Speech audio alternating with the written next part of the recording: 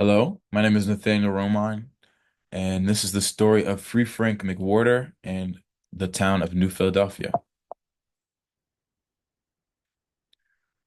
So what I'm going to discuss in this presentation, I'll talk about Free Frank's his early life and his personal life. Um, I'll talk about his business ventures that eventually allowed him to move to New Philadelphia, which is another topic of discussion, which becomes the first uh, town to be established by a black person. And then I'll go to the conclusion. So first, who was Free Frank? He was born a slave in South Carolina in 1777. He was born to his mother, Judah, who was born in West Africa and was shipped here. And his enslaver is believed to be his father, although it's not entirely clear. But that is he is believed to be his father. And his enslaver's name was George McWorter. So eventually, he grows up in South Carolina as a slave, and he eventually moves to Kentucky with George, where he's separated from his mother, who gets kind of lost in the records, and there's not a clear record of her after they move. And in Kentucky, he meets Lucy, who's a slave, and belongs to one of George's neighbors, and they get married eventually in 1799. And uh, this is Lucy in this photo here, and this is George. I mean, sorry, and this is Frank. So life in Kentucky. So they moved to Pulaski County, Kentucky, which you can see here on that map. Uh, And George, he came there to start developing land. Um, he wanted to build his wealth and build his property. So that's what he did. And as it turned out, Pulaski was a very low slave owning, had a very low slave owning population. It was majority white. And a lot of people that went there were going there to, they were not wealthy, and they were going there to build wealth for themselves. So what they would often do is George would rent Frank to other people trying who needed cheap labor. And George actually made a lot of money from doing that. And he continues to buy land and steal land, honestly, from Native Americans. He continues to rent Frank out. But eventually he allows Frank to hire his own time because he realizes that it's about equally as profitable if you were to just if you were to rent him versus letting him hire his own time because of the exorbitant fees you had to pay to your owner to let them hire you out. Hire to let them hire your own time. But eventually George leaves Kentucky, and he basically does the same thing, developing undeveloped land in a bunch of different states. And he leaves Frank to manage his land, and he continues to hire his own time.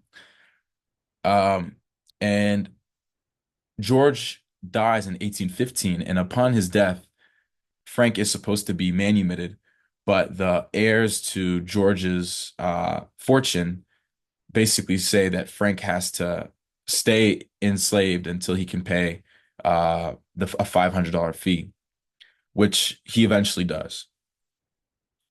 Um, so Frank in his journey to freedom, so he freed Lucy in 1817, using the money he gained from hiring his own time.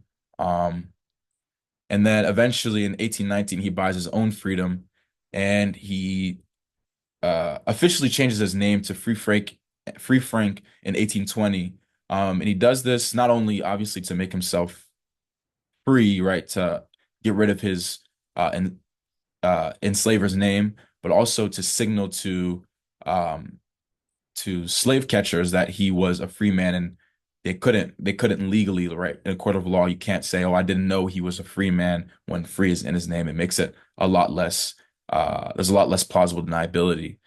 Um, but he eventually in 1829 he frees his son by trading his saltpeter business, which is how he made his money, um, hiring out his time, and he continues to free his family up until his death, and even after that, um, to the tune of around $14,000 in uh, 1850s money, which would be equivalent to around $500,000 today. And part of his journey to freedom was moving to Illinois, um, from Kentucky to Illinois, because Illinois was a free state and Kentucky was a slave state. So it was a little bit, at least a little bit safer, because slave catchers were obviously less prevalent, in the free state. And so he could protect his family and protect himself and protect his fortune. And so when in moving to Illinois, he bought cheap land and developed it, did it very similar to what George McWorter did. Um, and he found himself somewhat accepted by the community that he moved to because he attended church. And he decided to get involved, and he built a road connecting the town to a nearby river, which obviously was very beneficial for the town. They were able to, um, you know, they expanded their businesses.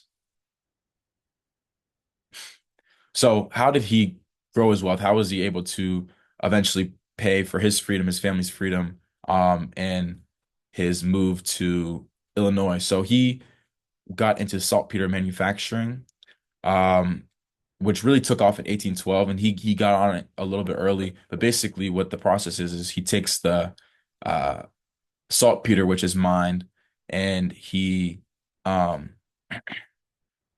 he put it through some sort of chemical process that allows it to be used in gunpowder manufacturing. So, right in the War of 1812, it obviously takes off because they need gunpowder, they need the saltpeter to produce it.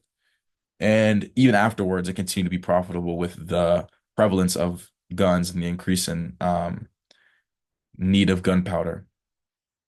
And another part of his business ventures were to he purchased a lot of land, and you can't really see it here, but in this image, um, it's basically listing all of his land owning, all the land he owned, um, and he owned hundreds of acres.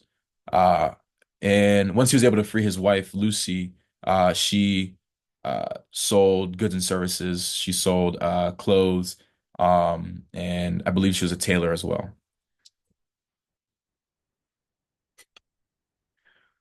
So the town of New Philadelphia. Um, so originally he bought an 80-acre plot for $100 from the government.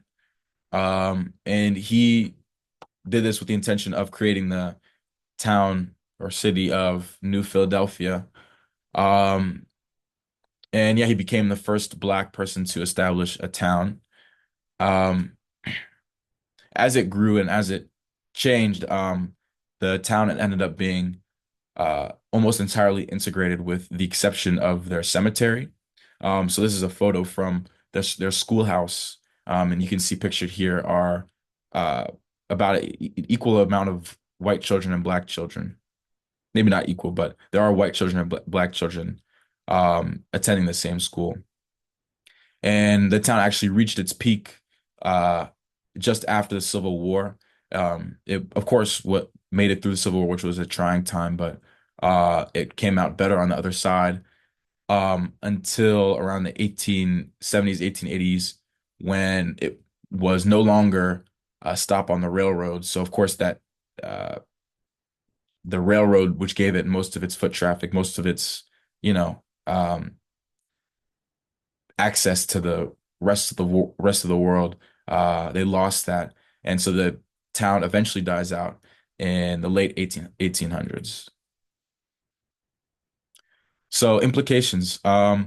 It's evidence, further evidence that Black people were involved in westward expansion, and were involved in Manifest Destiny, which were popular sentiments during the antebellum period. Um, and it's an example of a successful integrated town, which I mean, we know today, but it's evidence that even back then, Black people and white people were able to live together. Um, And it shows the determination and ability of Free Frank, right? The fact that he was able to, uh, honestly, when you look at everything he was able to do, it seems pretty meticulously planned out, that he would buy his family's freedom, and then to, um, he continued to work towards that goal to free his family. Um, yeah, and he was able to make enough money ultimately to set up his family, uh, well in the future. These are my citations. Thank you for listening.